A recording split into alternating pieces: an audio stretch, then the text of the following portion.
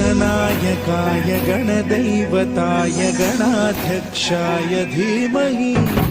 गुणशरीराय गुणमण्डिताय गुणेशानाय धीमहि गुणातीताय गुणाधीशाय गुणप्रविष्टाय धीमहि एकदन्ताय वक्रतुण्डाय गौरीतनयाय धीमहि गजेशानाय भालचन्द्राय श्रीगणेशाय धीमहि एकदन्ताय वक्रतुण्डाय